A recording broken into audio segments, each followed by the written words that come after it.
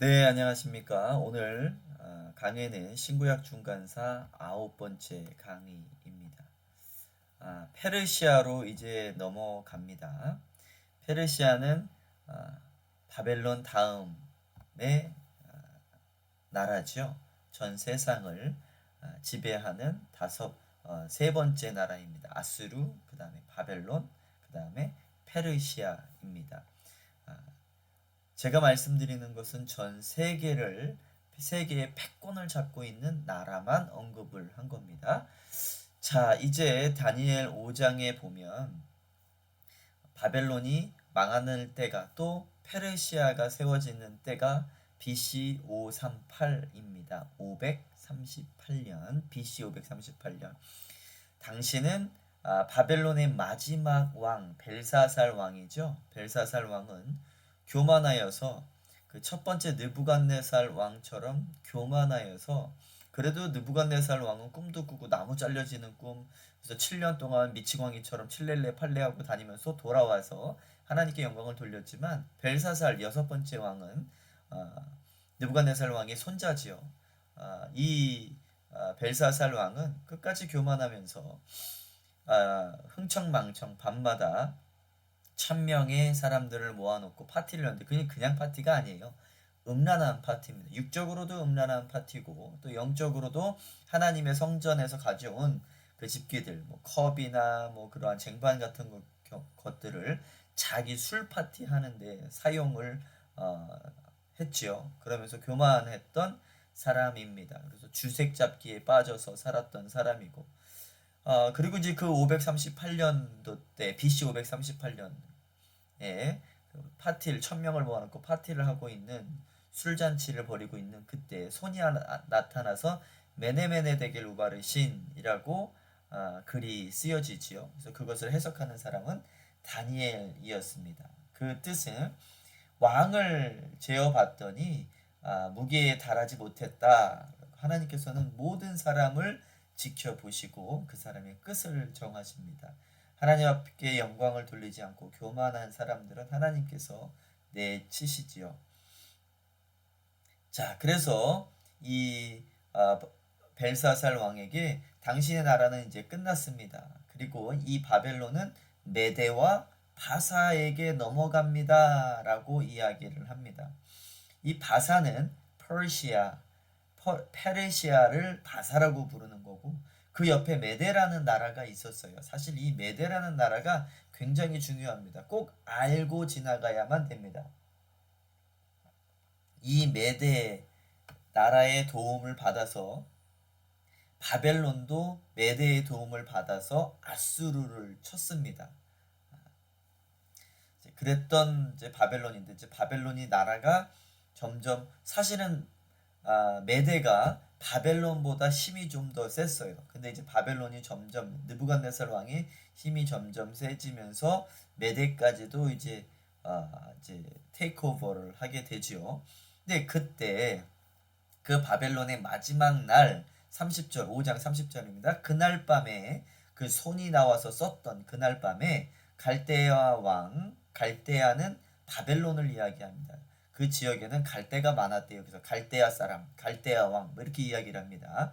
갈대 왕 벨사살이 죽임을 당하였고 메대 사람 다리오가 나를 얻었는데, 근데 우리는 알고 있기로 아니 페르시아가 세 번째 제국이라며요. 이렇게 말씀하실 수도 있어요. 근데 그 전에 메대 나라가 잠깐 그 패권을 잠깐 잡아요. 한 2, 3년. 그럼 이 메대 사람 다리오는 도대체 누구냐? 이제 지금부터 이제 설명에 들어갑니다. 페르시아를 알기 전에 이 메데라는 나라를 알아야 됩니다. 이 메데는 여기 보시면 이렇게 아시리아가 있죠. 아수르가 전 세상을 다 잡고 장악하고 있을 때, 패권을 잡고 있을 때, 이 오른쪽에 메데라는 나라가 있어요. 이 아시리아는 아마 바벨론보다는 조금 더 적은 영토를 갖고 있었는데, 이제 바벨론이 이제 전 세상을 통치하고 있을 때는 33개의 나라를 점령을 해서 식민지로 만들어 놓은 상태입니다. 아수르는 그거보다 조금 더 적은 나라인데 그 중에서 가장 큰 가장 큰 나라는 메대였었어요. 이 메대는 호시탐탐 아수르도 공격하려고 그랬고 베벨론도 공격하려고 했는데 여하튼간에 지금 이제 그 좀 전에는 아수르가 이제 전 세상의 패권을 잡고 있을 때 바벨론하고 이 마대랑 합쳐서 아수르를 칩니다. 그리고 또 70년이 지난 지금에는 이 마대와 엘람 또는 퍼시아 또는 바사 이 두 나라가 합쳐서 또 바벨론을 쳐요. 그럼 이 마대의 그 기원은 어디냐? 보시면 노아의 아들 야벳이 나오는데 첫 번째 아들이라고 제가 말씀을 드렸죠. 영적으로 보면 셋이 큰 아들로 나오는데 육체적으로는 야벳이 첫째 아들입니다. 이 야벳의 아들 중에 마대라는 아들이 있습니다. 함한테는 구스 니무롭이 있고 셋한테는 아수르 아르박삿 아브라함 뭐 이렇게 아르박삿에서는 아브라함이 나왔죠. 뭐 이러한 아들들이 있는데 한번 살펴봐야 되겠죠. 마대가 어디에 나오는지 창세기 10장입니다. 창세기 10장을 보면 이렇게 나와 있습니다. 노아의 아들 셈과 함과 야벳의 족보는 이러하니라. 홍수 후에 그들이 아들들을 낳았으니 2절입니다. 야벳의 아들은 고멜과 마곡과 마대와 야완과 두발과 메섹과 디라스요. 여기 마대라는 사람이 나오는데 마대의 후손들이 바로 이 미디아 사람들입니다. 미디아 또는 마대. 이렇게 나중에 가서는 이 마대가 페르시아랑 이제 손을 잡고 바벨론을 쳐내는 거죠. 몰아내는 거죠. 자, 이제 예레미야 때에 이제 메대가 요렇습니다. 이때 민족 이름이 메대고요. 나라 이름이 미디아입니다. 미디아, 마대 똑같은 겁니다. 자, 다니엘 8장에서도 또 메대와 바사가 나오는데 여러분들 그 다니엘서 그러면 주제가 뭐라고요? 영원한 하나님의 나라예요. 그래서 자꾸 환상들을 보여주죠. 다니엘서 2장에 보면 바벨론의 느부갓네살 첫 번째 왕이 그 신상을 꿈을 꿉니다. 머리는 금, 가슴은 은, 뭐 배는 동, 금은 동, 그 다음에 다리는 철, 발은 철과 흙으로 섞여 있고 뭐 이런 꿈을 꾸지요. 그 나라들은 결국 한 돌이 와가지고 무너뜨립니다. 그것들을 상징하는 것은 뭐 바벨론, 그 다음에 페르시아, 그리스, 또 로마들을 상징을 해주고 있는데 그 모든 나라도 영원하지 않다 해서 돌 하나가 와서 무너뜨리죠. 그 돌은 예수 그리스도를 이야기합니다. 그 예수 그리스도가 영원한 하나님의 나라를 세웁니다. 그래서 성경책의 마태복음 6장 30절 너희는 먼저 그 나라와 일을 성경은 무엇을 이야기하냐? 하나님의 나라를 회복시켜 나가고 있죠. 그 에덴 동산을 회복시켜 나가고 있습니다. 거기에 주체는 예수 그리스도이죠. 근데 7장에서 또 이제 2장에서는 느부갓네살 왕 2년 해예요. 그때는 뭐 아직 다니엘도 10대 때입니다. 근데 이제 7장에서는 이제 다 끝나갈 무렵 이제 벨사살 마지막 왕 때에 다니엘 스스로 꿈을 꾸는데 동물들 꿈을 꿉니다. 뭐 사자가 나오고 곰이 나오고 뭐 또 그 리오파르트 표범이 나오고 또 이제 또 짐승이 나오는 그런 꿈을 꾸는데 느부갓네살이 꿨던 꿈하고 또 내용은 같습니다. 나오는 것들은 다르지만 내용은 같아요. 그래서 사자는 바벨론을 상징하고 곰은 페르시아를 상징을 하고 그 다음에 표범은 이제 헬라를 상징하지요. 근데 이제 8장에서는 또 다른 꿈을 꾸는데 환상을 보는데 거기에는 어떠한 환상이 나타나느냐? 두 뿔 가진 숫양 나타. 두 뿔을 가진 순양. 이 두 뿔이라고 하는 것은 메대와 바사, 메대 바사가 합쳐서 바벨론을 무너뜨리죠. 근데 또 왕들 중에서 한 뿔이 더 길어요. 그게 이제 페르시아입니다. 또 페르시아는 누구한테 멸망을 당하냐? 뒤에 나오는 순념소. 이 순념소는 헬라를 상징하죠. 헬라 왕은 알렉산더를 의미를 합니다. 자, 이렇게 다니엘서는 자세하게 미래를 예언해 놓고 있습니다. 그래서 5대 제국들을 다 예언해 놓고 있고, 그것을 누가 통치하느냐? 하나님께 마음을 정한 그 사람들을 놓아놓고 하나님께서 세상 역사도 통치하신다. 우리는 성경을 읽으면서 하나님께서는 이스라엘만 통치하시고 계시는 줄 아는데 절대 그렇지 않다라는 것을 말해주고 있지요. 자, 이렇게 이제 요거는 두 뿔 가진 순양은 페르시아와 마대를 상징을 해주고 있고요. 뿔 하나 달린 염소가 이 순양을 들이받죠. 긴 뿔 하나는 알렉산더. 요 나라는 헬라를 의미해주고 있다. 자, 이렇게 이제 미디아와 페르시아가 엘람이 합쳐서 바벨론을 밀어냈다. 자, 그렇습니다. 자, 그러면 이제 그 전에 우리가 좀 알아야 될 것들은 이들 페르시아와 메대에 대해서 조금 알기는 알아야 되는데, 이 페르시아는 어떠한 나라였냐? 사실 바벨론의 후손들은 이라크입니다. 이라크. 그래서 이라크 사람들은요, 굉장히 바벨론을 그리워하면서 살아요. 우리나라는 뭐 고구려나 발해를 꿈꾸며 뭐 이러고 살고 있잖아요. 우리나라도 언젠가는 뭐 이렇게 다시 옛날 영토를 찾을 거다. 뭐 북한이랑 통일을 해서 뭐 그래야 되는데, 그렇습니다. 그럼 페르시아의 후손들은 또 누구냐? 이란이 바로 페르시아의 후손들이에요.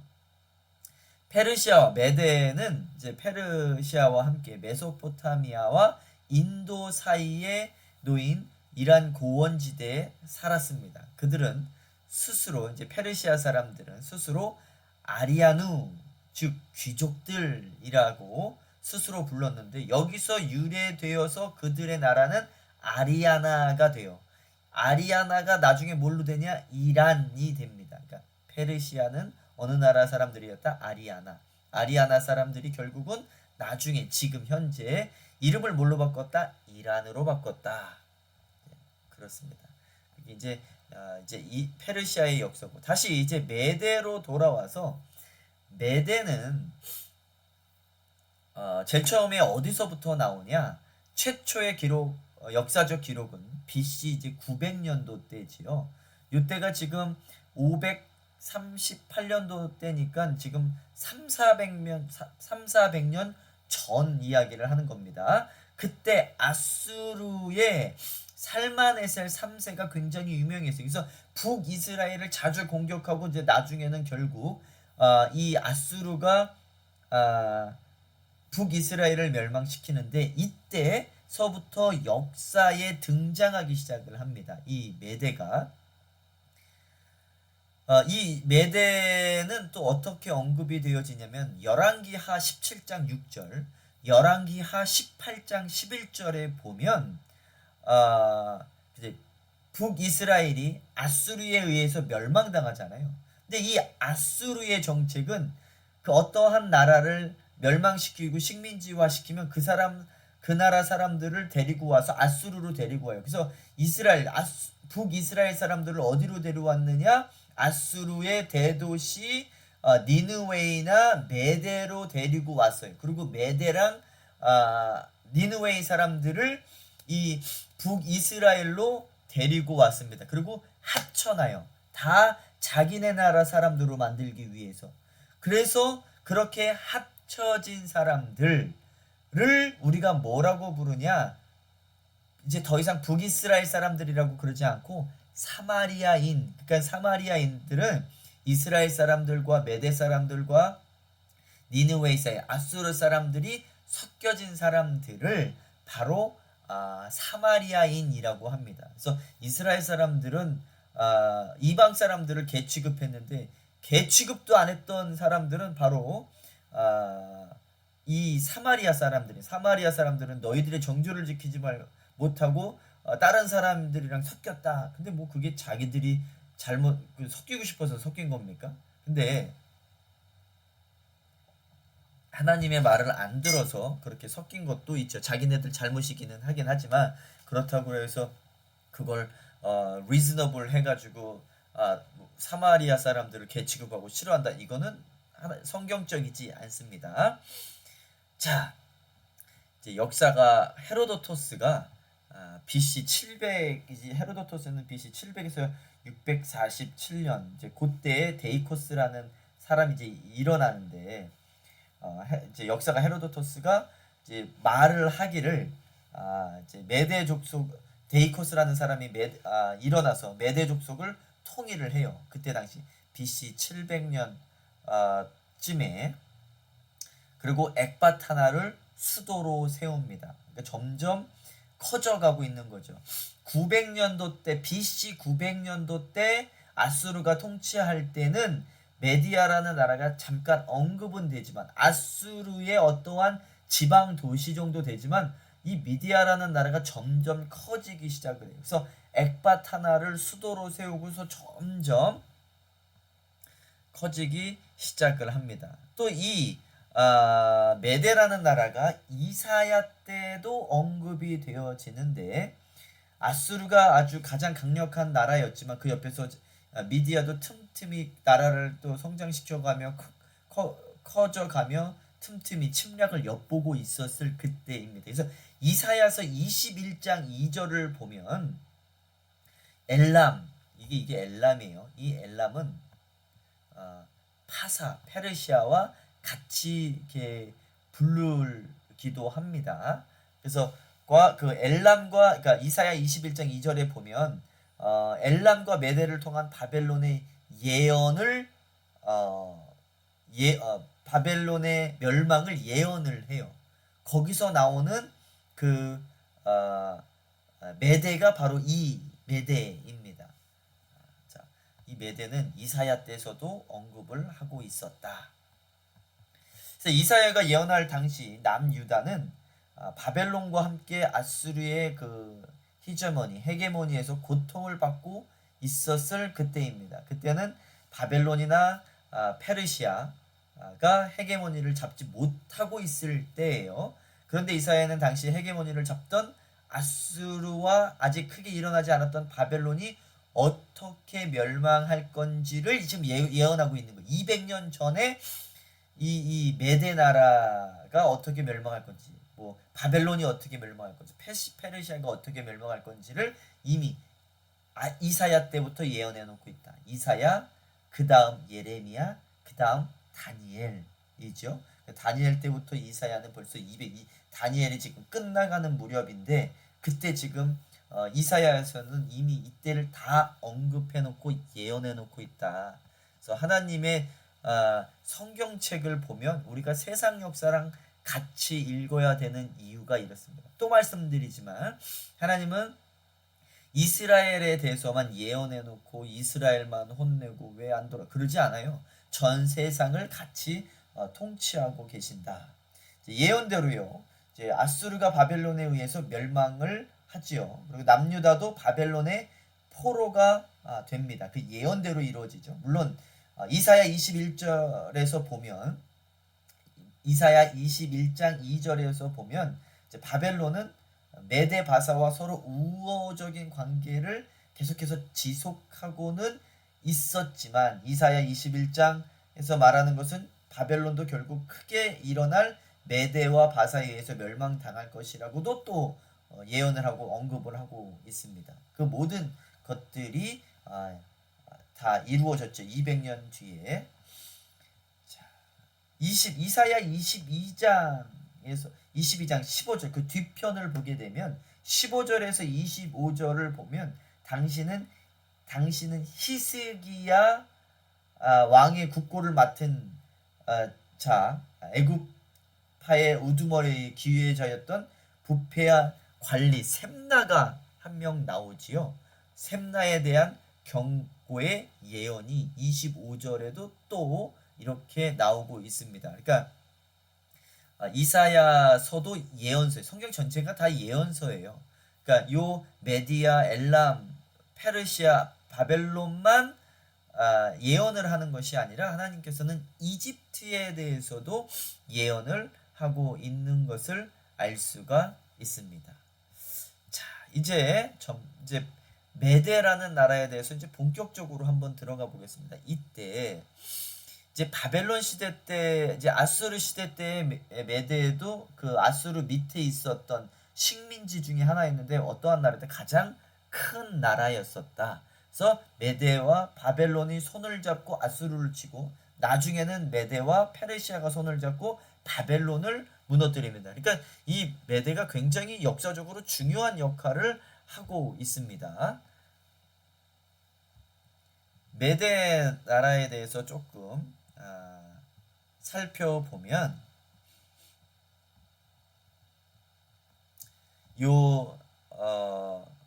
이제 바벨론이 막 시작할 때쯤에 메데의 나라의 왕은 시악사레스였습니다. 이제 시악사레스 1세 BC 625년부터 585년까지 통치를 하는데 여러분 625년 그러면 또 기억나는 게 제가 앞부분에서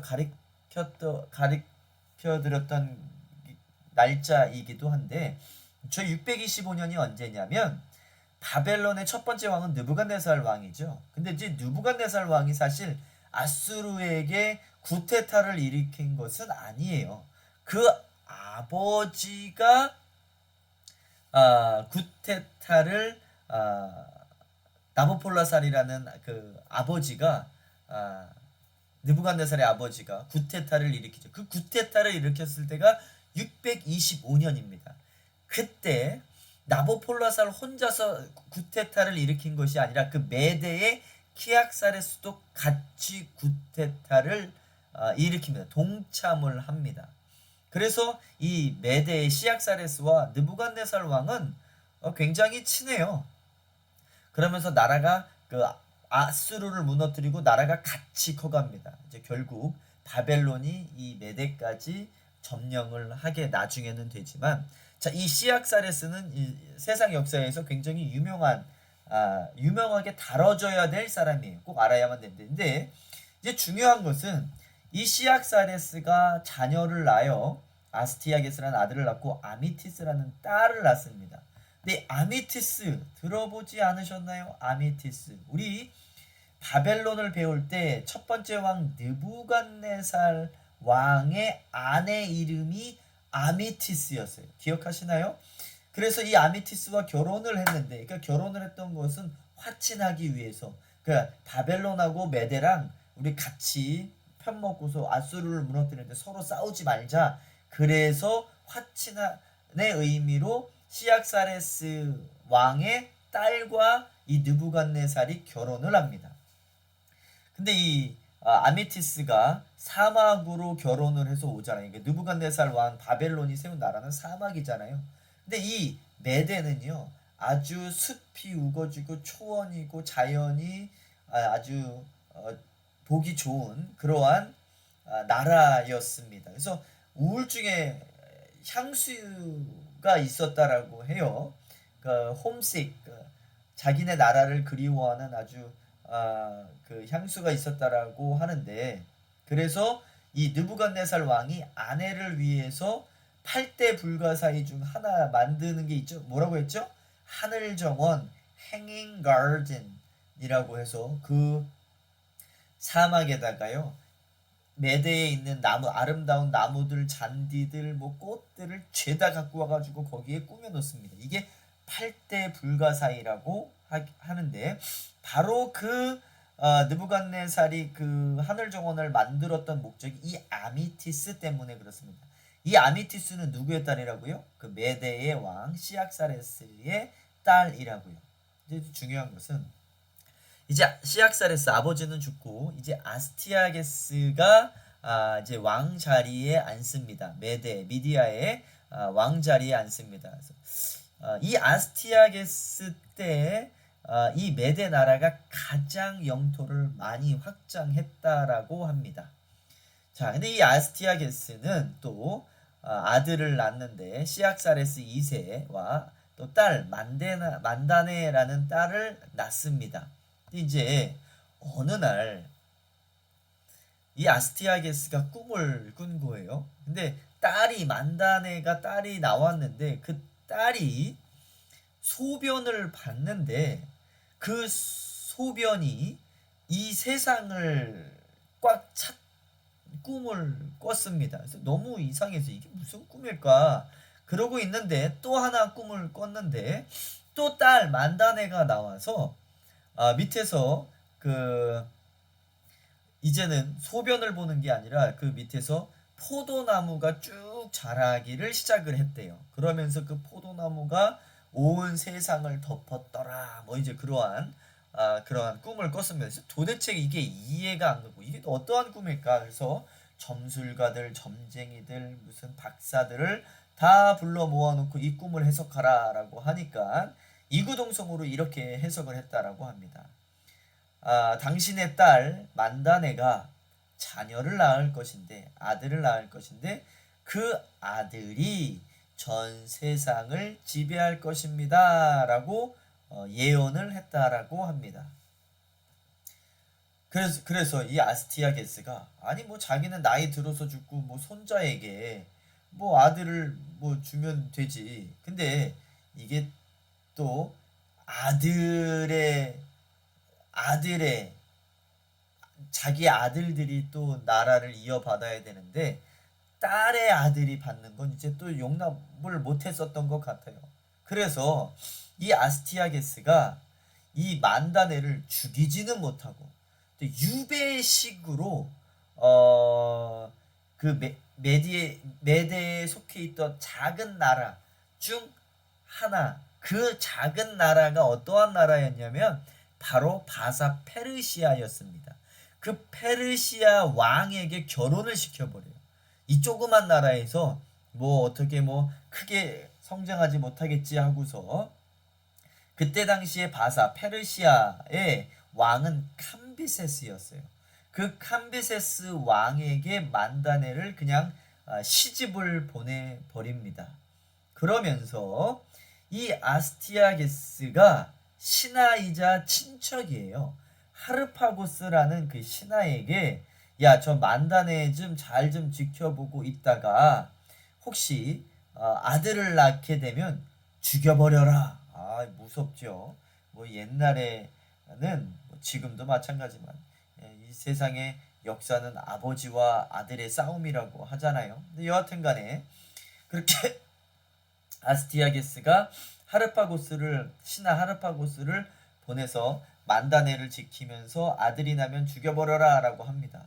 네, 아들을 낳는데 이게 차마 자기가 직접 죽이기는 못하고 목동 미트라다테스라는 사람에게 시킵니다. 야, 네가 혹시 그 아들을 좀 지켜보고 있다가 좀 죽여라 라고 시켜요. 그리고 나서 이 미트라다테스가 그 만다네의 아들 고레스를 훔쳐가지고 와요. 그래 놓고서 훔쳐가지고 와서 뭐 죽이려고 했는데 마침 이 미트라다테스도 아내와 결혼을 해서 자녀를 낳았는데 자녀가 아들이 죽었다라고 합니다. 그래서 그 아내가 이 자기 남편 미트라다테스한테 야, 이 아들을 고레스 만다네의 아들을 죽이지 말고 우리 아들처럼 우리가 기르자 뭐 이렇게 이야기를 했대요. 그래서 죽이지 않고 자기네 아들처럼 길렀다고 합니다. 그런데 얘가 자라면서 뭐 이제 뭐 어렸을 때 유치원부터 뭐 해가지고 국민학교 또 요 나이 때까지 아주 골목대장이었대. 그런데 아이들을 모아놓고서 전쟁놀이를 하는데 아주 뭐 지략가였대. 뭐 그 조그마한 애가 뭐 전쟁을 하는데 뭐 대단했다고 합니다. 뭐 뭐 머리도 써가면서 그냥 뭐 애들끼리 그냥 나무로 칼 만들어 놓고 야 그러면서 뭐 장난치고 싸웠던 그 정도가 아니고 어마어마했다고 합니다. 그 소문에 의하면. 근데 어느 날 이 고레스 이제 만다네의 아들 이제 미트라다테스가 길렀던 그 아들이 이제 고레스인데 만다네의 아들이 이제 고레스 아스티아게스의 손 외손자지요. 근데 이 고레스가 이제 전쟁놀이를 하면서 자기 밑에 있는 애한테 야 누구를 죽여라 그랬는데 뭐 진짜 죽이는 건 아니었겠죠. 뭐 어렸을 때였으니까. 근데 나는 못 죽이겠다라고 반대를 하니까 때렸대요. 두드려 팼대요. 그러니까 그 아들이 와서 아빠한테 잃는 거예요. 근데 그 아빠가 누구였냐면 이 아스티아게스의 신하였대요. 근데 그 신하가 이제 술을 마시면서 이 왕한테 아스티아게스한테 뭐 이런저런 얘기를 하다가 뭐 우리 아들한테 뭐 이런 일이 있었습니다. 뭐 이제 그 얘기를 했대요. 근데 아스티아게스는 그 이야기를 듣고서 아니 그렇게 그 어렸을 때부터 전쟁놀이라고 싸움도 잘하고 지략가인 애가 있어? 라고 하면서 한번 데리고 와보라고 했대요. 그리고 데리고 왔는서 이제 캐 묻다 보니 이 고레스가 자기의 외손자, 딸의 아들 외손자라는 것을 이제 알게 됩니다. 그러니까 이 아스티아게스가 화가 난 거예요. 하르파고스 신하한테 야 너 왜 이 만단의 아들을 죽이라고 했는데 너 왜 안 죽였냐? 라고 하면서 화를 엄청 냈다라고 합니다. 그리고서 이 아스티아게스가 화풀이를 어디다가 했냐면 하르파고스 아들을 잡아서 죽여서 음식으로 만듭니다. 그리고 이 하르파고스를 불러가지고 그 음식을 이제 고기를 먹이는데 야 맛있지 않냐? 라고 했는데 하르파고스가 너무 맛있습니다. 이 무슨 고기입니까? 라고 하니까 이 아스티아게스가 네 아들이야, 네 아들 고기야 라고 했대요.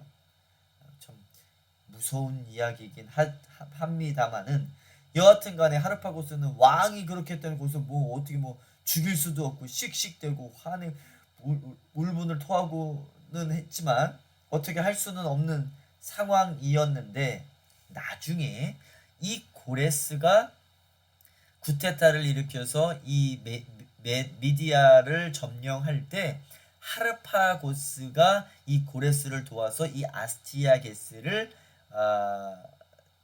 이제 유배를 보냈다라고 합니다. 이제 하르파고스가 고레스를 도와서.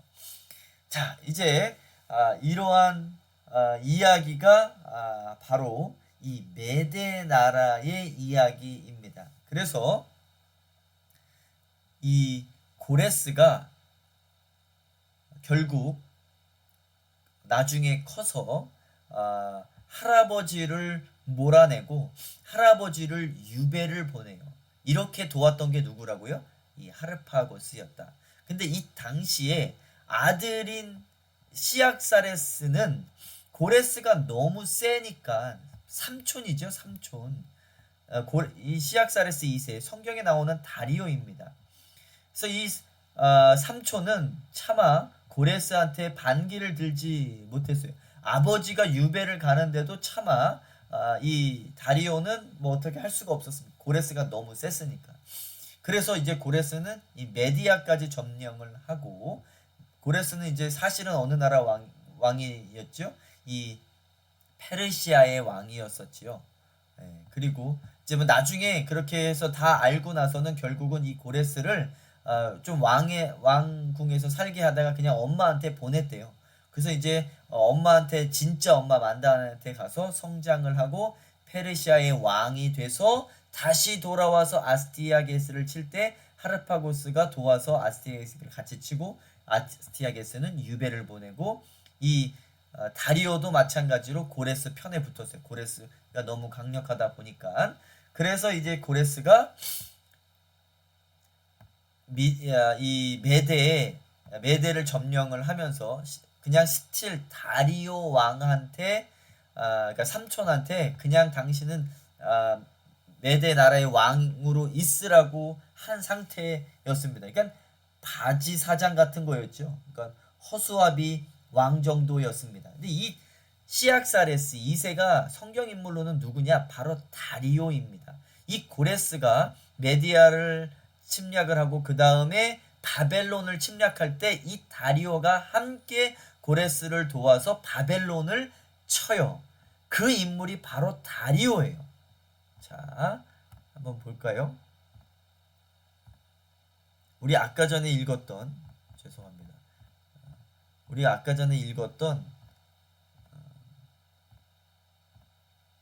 요 내용 여기서 바벨론의 마지막 왕 벨사살 왕이 흥청망청 주색잡기에 빠져 있을 때 이제 페르시아랑 메대랑 쳐들어와요. 그래 놓고서 31절 보세요. 메대 사람 다리오가 바로 고레스의 삼촌입니다.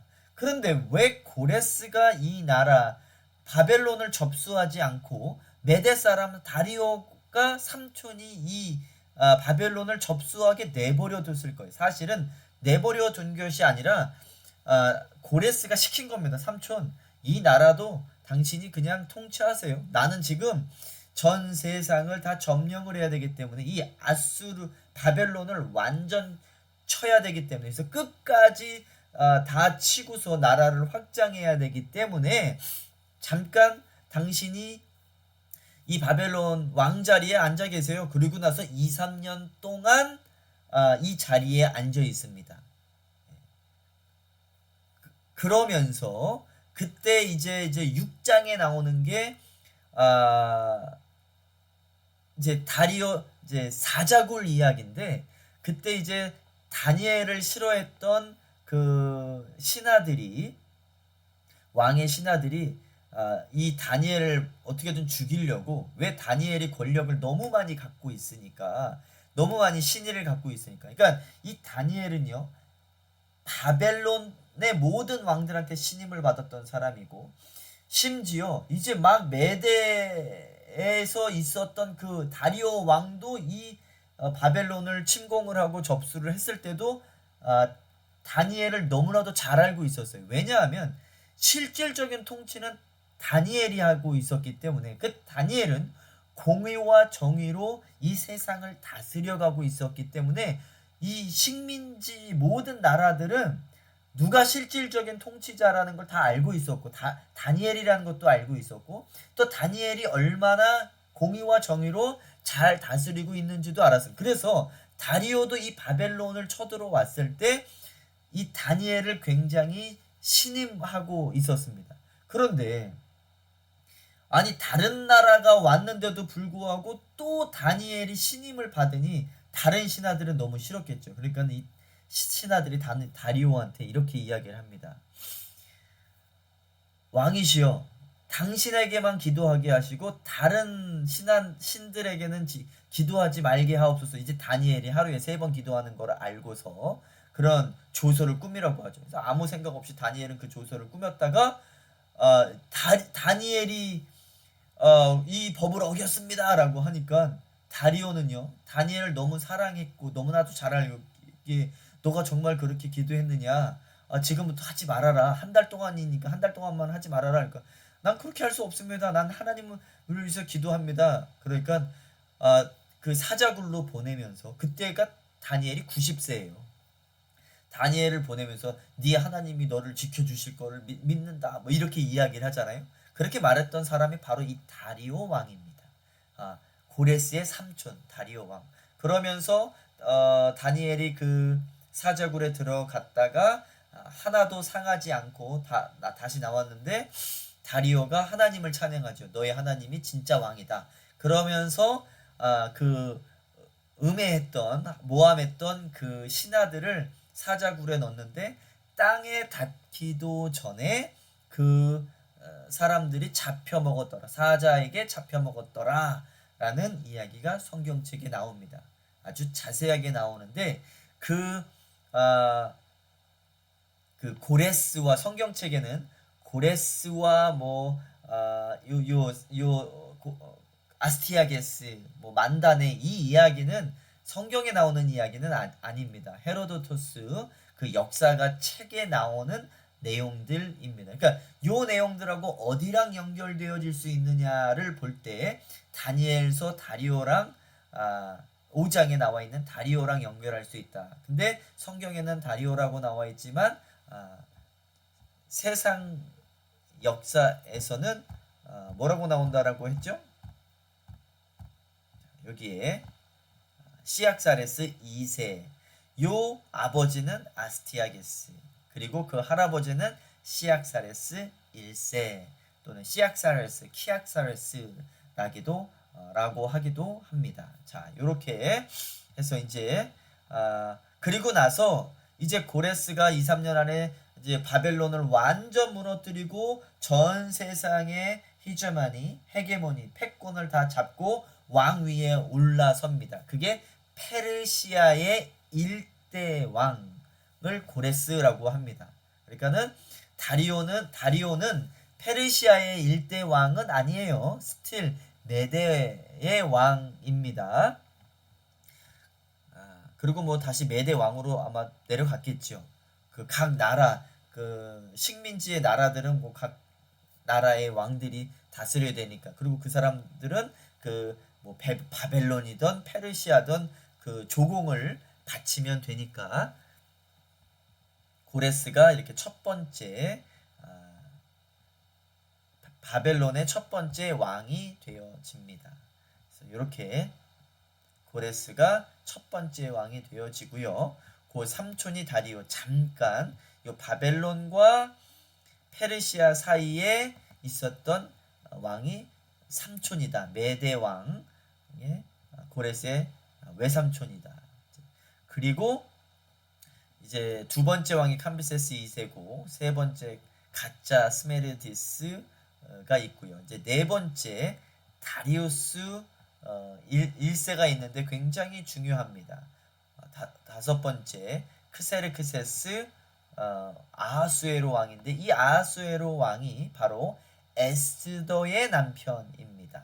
그리고 이 여섯 번째 왕 또한 성경에서 굉장히 중요하는데 아르타크 세르크세스 1세인데 요건 또 성경에는 아닥사스다 왕으로 나옵니다. 요 여섯 번째 왕 아닥사스다 왕이 고레스는 이제 1차 귀환을 시켜요. 이스라엘 사람들. 바벨론 느부갓네살 왕하고 페르시아의 고레스 왕은 정책에 달렸었다라고 제가 말씀을 드렸지요.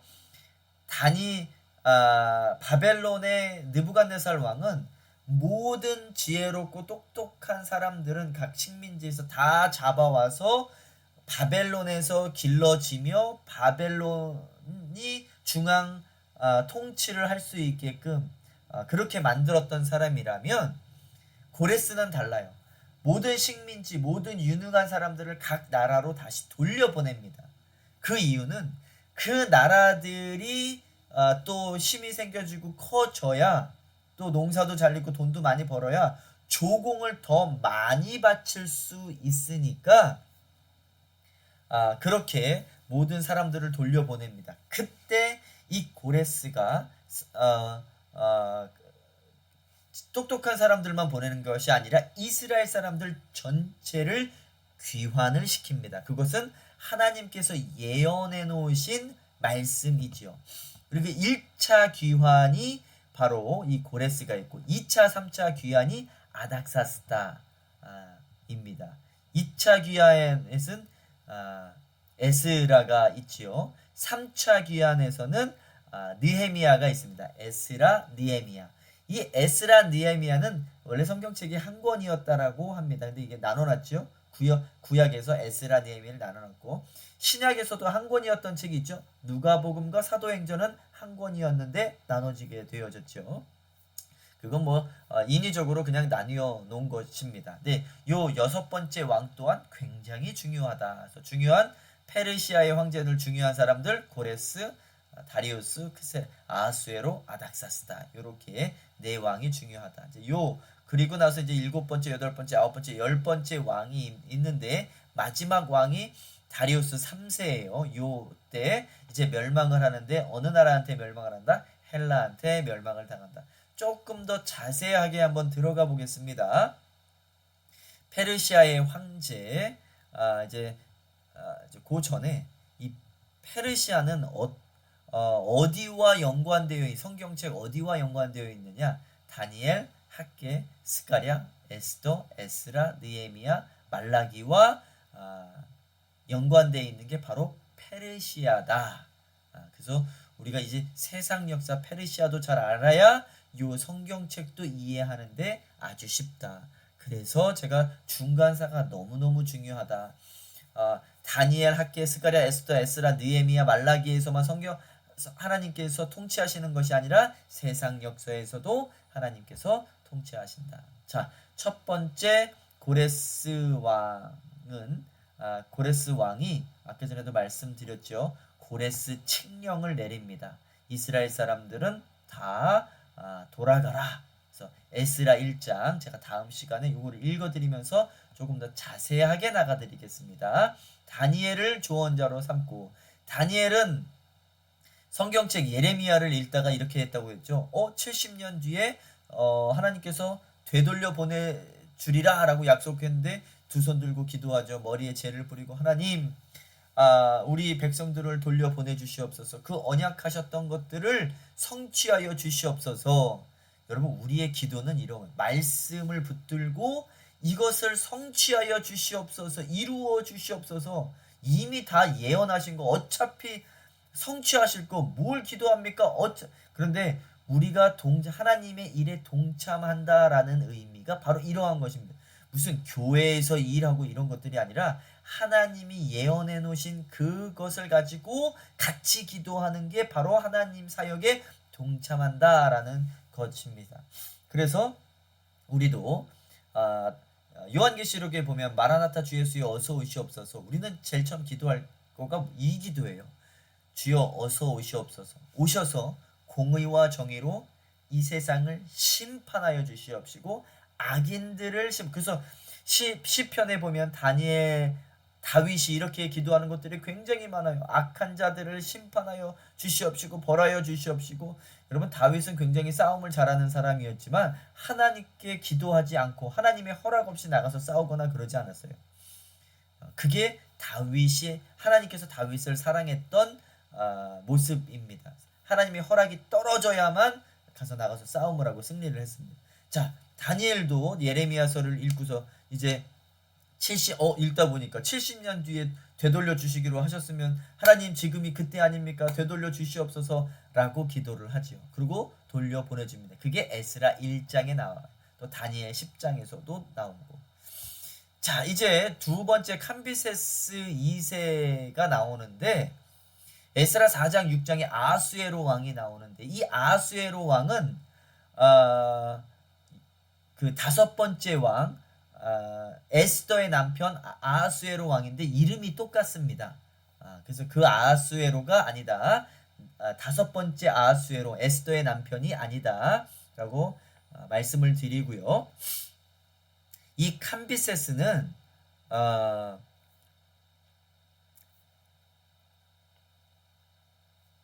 아버지가 이제 죽고 나서 이제 똑같이 나라를 영토를 확장하기 위해서 이왕이면 애굽까지 치자라고 가가지고 애굽까지 치려고 합니다. 근데 이때 캄비세스가 나이가 어렸어요. 그리고 싸움도 별로 해본 적도 없는 사람이. 그래서 만약에 고레스가 쳐들어왔다라면 애굽이 조금 무서워했을 텐데, 어린 캄비세스가 어렸다고 해서 많이 어린 게 아니라 한 20대였겠지요. 그 전쟁도 해보지 못한 이 캄비세스가 오니까 이 애굽 사람들은, 흑인들이 키가 크잖아요. 이 사람들이 웃으면서 네가 우리를 쳐들어와? 네가 뭐 힘이나 있냐? 라고 하면서 활을 하나 보냈대요. 너 이거나 당길 수 있어? 그러면서 그 활을 하나 보냈는데, 그 활이 애굽 사람들, 이집트 사람들이 사용하는 활인데 엄청 무겁고 크고 활이 당겨지질 않는데요. 그래서 이걸 보냈는데 캄비세스 2세가 고레스의 왕 아들이죠. 그 고레스는 이제 죽고 캄비세스 왕이 그 활을 당겨보려고 했는데 전혀 당겨지지 않는데 그 동생이 같이 애굽을 치러 갔던 그 동생 스메르디스가 내가 한번 당겨보겠다라고 그리고 확 당겼는데 당겨진 거예요. 그러니까 얼마나 자존심 상해요. 그러니까 이 형이 야, 너 그냥 페르시아로 돌아가. 내가 여기서 알아서 전쟁할 테니까 거기 나라도 지켜야 되고 하니까 네가 거기서 잠깐 지키고 있어. 이제 그랬대요. 그러면서 이제 그 스메레디스가 돌아가면서 암살자를 보낸 거예요. 형이 제 죽이라고. 아무래도 제가 왕이 될 것 같으니까 암살해라. 그래서 돌아가는 중에 그 스메레디스 동생을 암살해서 죽였다라고 합니다. 그리고 나서는 이제 이제 애굽을 치루 그 애굽 문 앞에 서가지고 자 이제 칼을 들고서 아 이들을 치러 가자 그러고서 이제 들어가자 말하고서 자 들어가면서 그 칼을 이제 칼집에 딱 다시 집어 넣는데 허벅지에 찔렸대요. 그리고 나서 파상풍이 걸려서 죽었다라고 합니다. 그래서 결국은 애굽을 치지 못하고 이제 그 페르시아의 군대들은 다 돌아왔다. 그러면서 첫 캄비세스도 죽고 동생 스메르디스도 죽고 하니까 나라의 왕이 될 사람이 없잖아요. 그러니까 이 이야기를 들었던 조로아스터교 승려 가우마타가 캄비세스의 동생 스메르디스 행세를 합니다. 이제 가짜 스메르디스죠. 그러면서 한 1년 정도를 통치를 해요.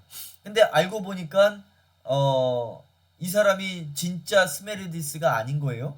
그러니까 네 번째 다리우스 왕이 쿠데타를 일으켜요. 그리고 나서 이 다리우스가 왕이 되어집니다. 그러면서 스메르디스는 1년밖에 왕을 못하고 근데 이 사람이 좋은 일을 해요. 어떤 일을 하냐면 이스라엘 사람들이 이제 그 고레스 시절에 돌아가잖아요. 이스라엘로 돌아가잖아요. 그리고 돌아가서 예루살렘 성전을 세워야 되는데 사마리아 사람들이 자꾸 방해를 하고 못하게 하니까 이 가짜 스메르디스가 편지를 한 장 보내줘요. 얘네들 빨리 저기 성전 재건하라고 시켜줘라. 이렇게 편지를 하나 써줘요. 그 내용이 에스라 4장 7장에 뭐 이렇게 잘 나옵니다. 그리고 허락을 시켜주고 나서 그 성전이 완공되어지는 것은 다리우스 때 완공이 되어지고 이 다리우스가 학계를 보내요. 그래가지고 선지자 학계를 보내가지고 이 학계가 야 니네 뭐하고 있냐 니네 집만 만들어 놓고서 하나님의 집은 만들지도 않고 니네 뭐들 하고 있느냐 뭐 이래가지고 완공합니다. 그 완공했을 때가 516년에 바로 저기를 성전을 재건을 합니다. 이 다리우스는요 고레스의 혈통이 아니에요. 그래서 그 혈통을 어떻게 커버하기 위해서 고레스의 딸 아토사와 결혼을 합니다.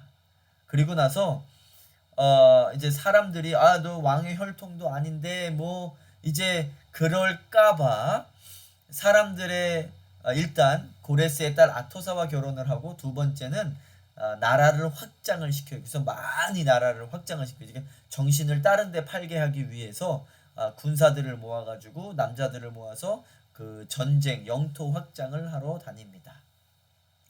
그런데 이 다리우스가 영토 확장을 이 터키 지역, 아시아 지역, 그 다음에 저쪽에 뭐 사우디, 이란, 이라크 이 지역만 하는 게 아니라 그리스, 그러니까 유럽까지도 먹고 싶었던 거예요. 근데 유럽에 전쟁을 하러 갔다가 아주 마라톤 전투에서 패하지요.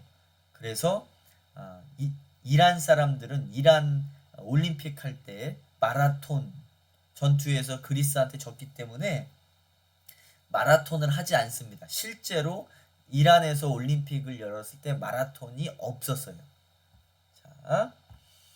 자 이제 다섯 번째 크세르크세스 아하수에로 왕은 바로 가장 넓은 영토를 가졌던 그 왕인데 바로 아하수에로 왕인데 이 아하수에로 왕이 바로 아하수에로 왕의 아내가 바로 에스더입니다.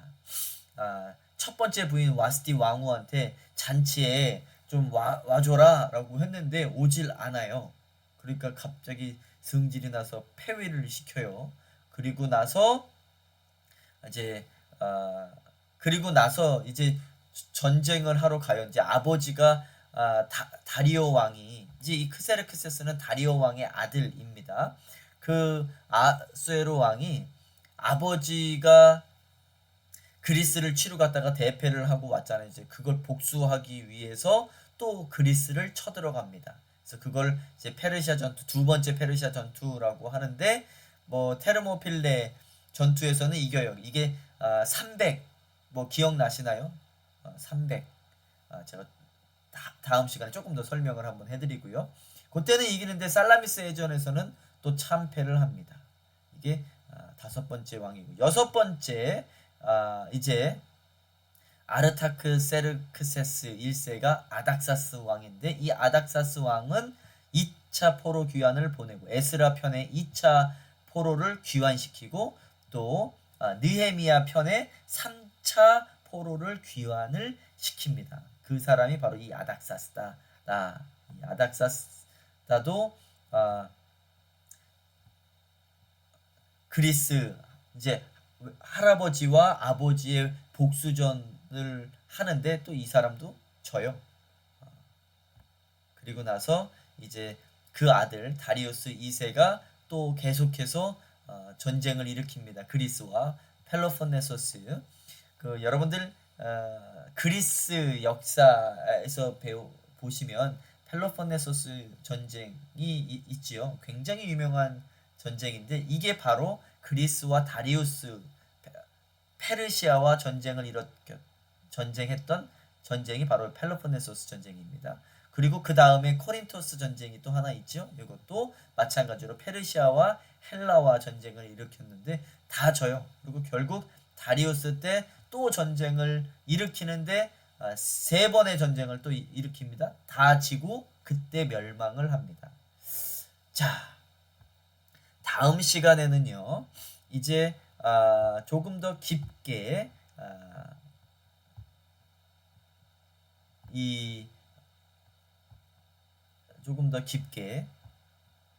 고레스 왕에 대해서 성경은 고레스 왕에 대해서 어떻게 이야기를 하고 있는지 또 네 번째 다리우스 왕에 대해서는 성경은 어떻게 이야기하며 또 이 에스더는 무엇을 이야기하고 있는지 아하수에르 왕에 대해서 무엇을 이야기하고 있는지 에스라 느헤미야는 무엇을 이야기하고 있는지 이렇게 역사랑 연관시켜서 성경을 읽기 시작을 하면 이해하기도 쉽고 전 세계 하나님께서 전 세계를 어떻게 통치해 나가는지도 이해하기 쉬울 수 있습니다. 다음 시간에는 성경에 관해서 자세하게 한번 나가 보겠습니다.